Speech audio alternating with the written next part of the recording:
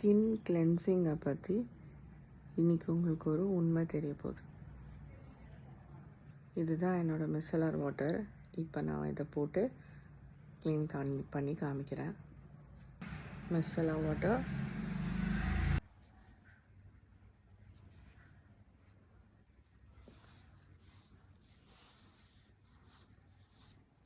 இந்த சைடு வேற ஒரு ப்ராடக்ட் யூஸ் பண்ணுறேன்.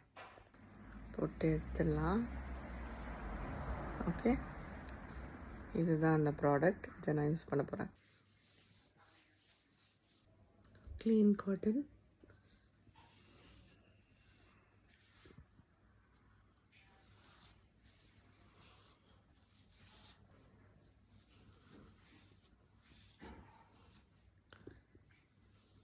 ஃபுல்லாக எடுத்தாச்சு. பாருங்கள், இது ஒன் சைடு இது எடுத்தது, இது இந்த சைடு எடுத்தது. நெக்ஸ்ட்டு இன்னொரு காட்டன் எடுக்க போகிறேன். இப்போ மறுபடியும் இந்த மிசலர் வாட்டர் எடுத்திருக்கேன். இதை எடுத்து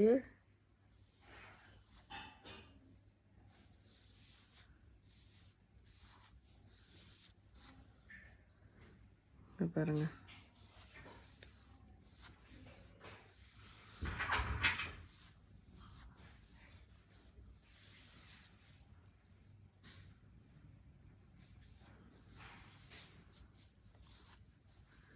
இந்த அளவுக்கு டர்ட் வருது.